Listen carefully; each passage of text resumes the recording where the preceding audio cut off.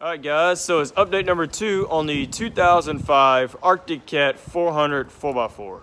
Obviously this thing is under a tarp, and for those of you who are unfamiliar with this is a foiler I got off of Facebook Marketplace for $400. It needs a lot of TLC, which is why I got all that over there. It's not all of it, but it's a good majority of it. And in this video, we're going to be getting this thing running and driving. So the first thing we're going to do is fix the pull starter. So the pull starter is a little bit sticky, so the first thing I'm going to do is rip this bolt off of here. Alright, so the assembly's apart, well, somewhat apart anyway, because, you know, that spring in there, behind there is going to explode if I take that thing out, and I'll never be able to put it back in there, and that rope won't come out of that thing for some reason. So what I'm doing is that I got some gas and poured it inside of here, and working the pull starter back and forth, and that gas is washing everything out.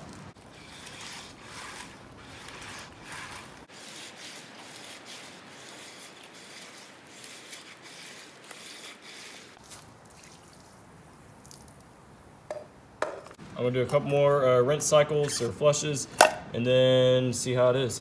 So we got the pull starter assembly pretty much all cleaned up and put all back together. It's much smoother than what it was before. It's not perfect, but you know, if it's better than what it was, that's what I'm happy with. And as you can see, well, it's kind of hard to do with one hand, but it does work. So yeah, it's time to reinstall it. So let's get it reinstalled. Boom. That's so much better. So let's unbox all these packages.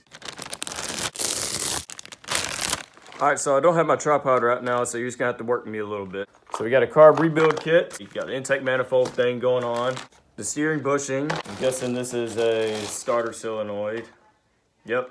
We got an ignition coil and a new spark plug. We got a Xinjiang, something from China. I'm sure it's important. And probably one of the most special things is new polarized film for the screen that we are going to be replacing, the LCD screen. And a new fuel petcock, fuel filter, and just a couple other little bits and bobs. So let's get started working on this boiler.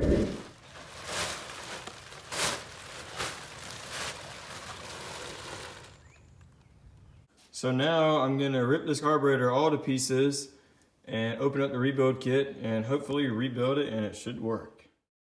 All right, so the carburetor is pretty much torn down, as you know, as final as it's probably going to get. All right, so I got it all apart, pretty much all clean. I got all that pretty much clean. I might clean up some of these jets right here if these jets won't work, or some of them won't work. Some of them look alike, some of them look different, but I'm gonna go through, put the best ones I can in there and try to get this thing working. Alrighty, moment of truth. The carburetor is pretty much rebuilt and ready to go. So this throttle right here, it was stuck and I got it free now. It moves nicely. Got that cable loosened up and adjusted. I'm sure this thing is gonna run with this carburetor on it. I don't know if it's gonna run absolutely perfectly. It's probably gonna need a little bit of tuning done to it, but I'll just adjust, you know, the screw right here for the idle. All right, so the boot's on there. It seems to go on there really nice. So now let's try to finagle with getting this carburetor in here.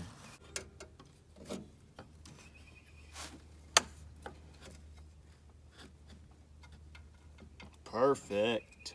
So before hooking up the fuel system and everything, I want to hook up the off-road lawnmower battery to it and basically see if this thing will spin over.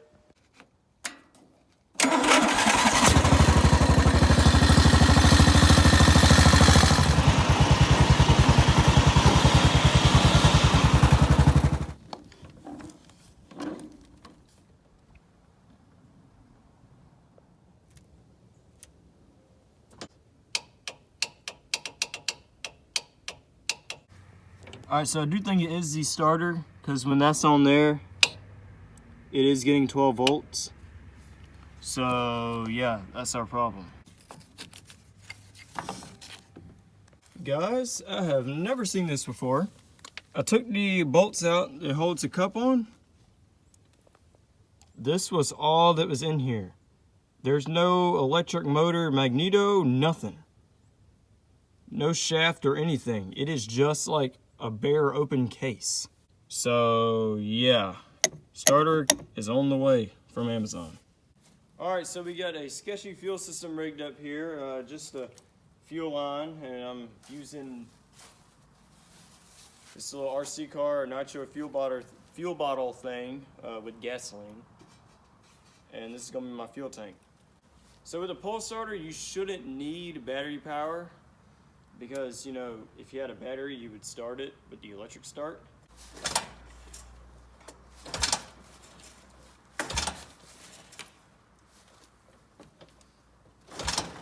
I'm gonna try half choke.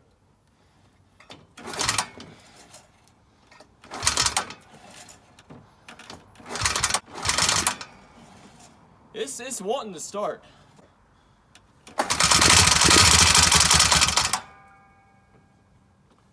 But it has a very bad knock. So I just ripped the valve cover off right here just to check things. And yeah, the valves are moving. I don't know about the exhaust. You know, the other side valve latch could be very loose and the timing chain could be very loose because I experienced these things with the CB750. So I think it's a done deal now to wheel this thing in the garage and unbolt the cam cover. All right guys, I'm terribly sorry for not getting on video. I had the tripod right there, but you know, I just did not think anything about it, but I got it in here. So the knocking you kind of hear seems to be coming from the top end. Hopefully it's not the bottom end. Dear God, that would absolutely be terrible. But you know, it doesn't look like it's been opened up. It looks like it's been factory sealed. This, however, somebody has definitely been in here. So what I'm going to have to do is remove this brace right here and then unbolt all these bolts.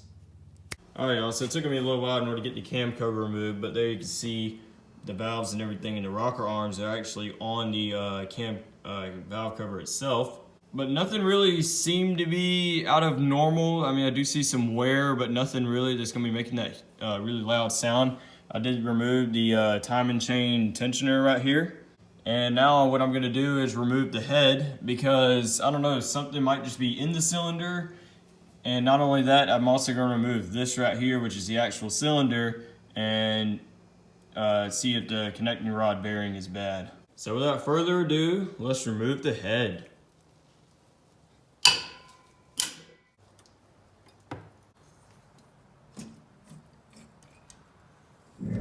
All right guys, the head is off. Now tell me if you see the problem. Look closely at the piston. Look on the circumference of the piston. There's a big gap on this side and a small one on this side. And now watch this. The piston literally wobbles from side to side. The side does feel very smooth, so it might need rehoning, but luckily they make a full rebuild kit on the top end on Amazon or eBay or wherever else. So I'm just gonna order that because if it looks like I'm gonna keep this four-wheeler and have it running, it's gonna need a top end rebuild. So that's gonna be on the way here soon. So if I were to guess, that's probably where the rumor that the rings are bad came from, but this is a lot worse than the rings being bad. I mean, the whole freaking piston is pretty much junk. But luckily, the new kit comes with new rings, new piston, new whole cylinder, and all new gaskets for the top end. So, yeah.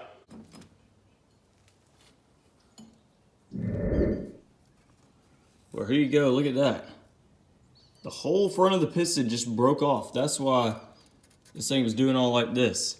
The only problem with that is where in the living crap has that fallen? Surely that has to have fallen in there. But the thing spins over freely. All the parts are all sitting here. And for the life of me, I cannot get this stupid wrist pin off. I mean, it's loose on the piston, but it's seized on the connecting rod. My theory is they probably ran this thing low on oil and it got hot right there, or somehow it wasn't getting lube, and that's why that front part broke off, and that's seized on there. I've tried all different ways. I tried the dang bolt and socket and trying to push that off, nothing works. So what I think I'm gonna do is just obviously cover all this up, cut the dang piston off, cut all this off so that way it's just the rod and the pin and I can work with that.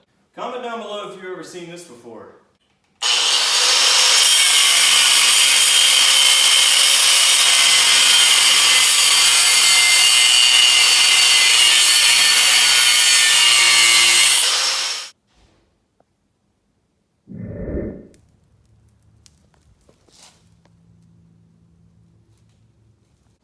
Alright guys, so unfortunately this crap is still in here. I got a torch right there, I've heated it, I sprayed it with blaster, I put a giant C-clamp around it trying to clamp this crap out of here.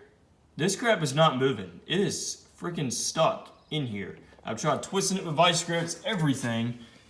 Nothing is working. So the only thing really I can do now is find a replacement rod, which is not going to be an easy thing to find, or like a complete replacement crankshaft assembly, and that's going to be very expensive. So I had some good luck. I did manage to find a used crankshaft on eBay, crankshaft and connecting rod all together. It looks like it's in pretty dang good condition, so that's what I bought. It should be here in a couple of days. If I would have known it was going to be this much bullcrap on taking the whole motor out and doing a complete motor rebuild on it, I probably wouldn't even bother buying it. But I'm already into it, and the motor's kind of halfway torn down, so I might as well go in and finish it. It was kind of the same thing when I had the CB750. You know, once I tore the motor down and it was all kind of problems, I was just going to be determined to fix them and get it back running. And I'm going to do the same thing with this.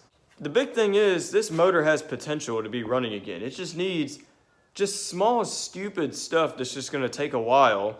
Like, you know, obviously it's going to need, you know, a new top end rebuild kit and everything, and well, I shouldn't have to deal with this, but you know, the stupid wrist pin's gonna be stuck in the rod, so that means I'm gonna have to split the case to change the rod out or just put the whole new crankshaft in. That's not the only reason why I have to split the case. The other reason is because part of the skirt that broke off of the piston has to have fallen down there somewhere. It's probably in some spot at the very bottom that the motor still spins over freely, but you know, as soon as I put the thing all back together and crank it up and run it and drive it, that crap's gonna rear its ugly head and it's just gonna really screw things up.